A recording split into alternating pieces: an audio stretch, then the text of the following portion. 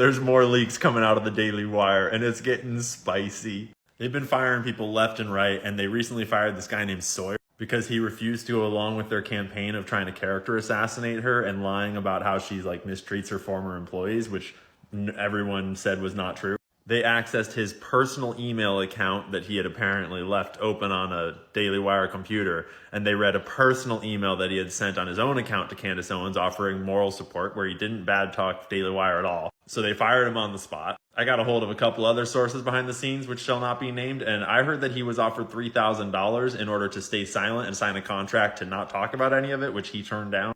I also heard that they've lost up to 25 people in a similar fashion, either by walking or being fired. I would assume those people are probably getting offered similar contracts. But word is that they're going to places like Tucker and PBD and Dave Ramsey, and they're finding jobs pretty easily. Props to you, Sawyer, for standing up for the right thing, not taking the money. He reached his fundraising goal to help him pay his bills pretty quick, because a little bird told me that Fuck Ben is actually Dan Bilzerian, who has been a total Chad recently.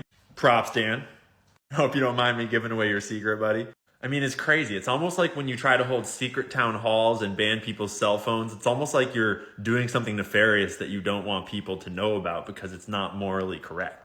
This is the secret town hall they had a couple of months ago where they tried to slander Candace Owens and paint her as a raging anti-Semite to all the Daily Wire employees so they could orchestrate a smear campaign with everybody's help. Oh, yeah, speaking of smear campaigns, yesterday at Turning Point USA, Candace dropped this crazy funny bomb that she had gotten word from a friend that they were trying to send an intern who was posing as a student to like try to catch her in a bad moment and record something embarrassing. And she called it out on stage. Strangely, this is such a crazy story.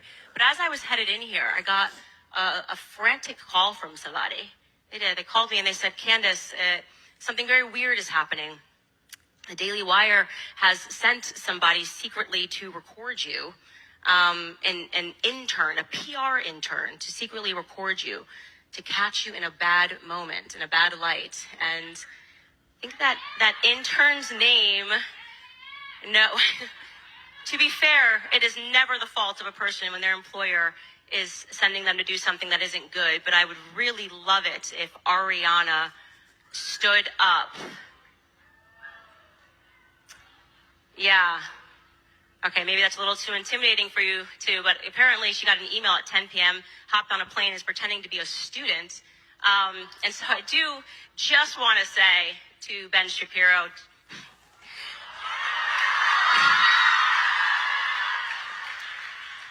enough. Come out into the light. Really, come on. Let's do this debate. Stop sending interns to do your dirty work.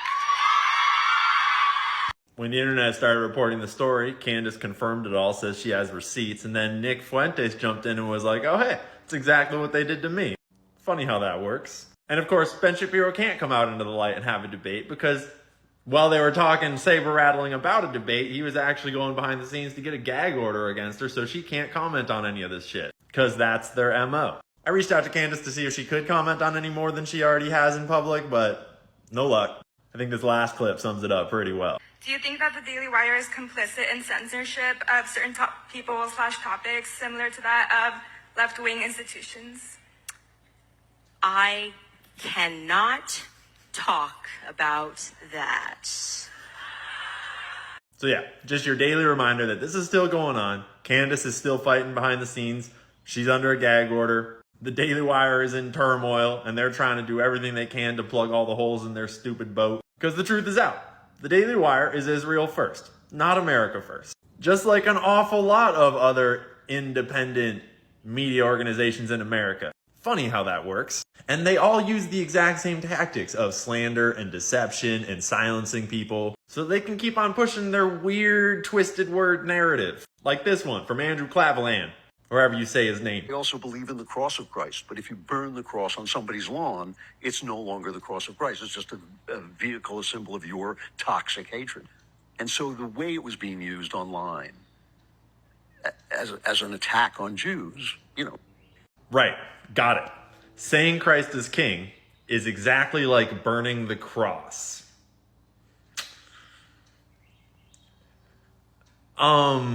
Maybe just don't think too hard about it. Maybe then it'll make sense.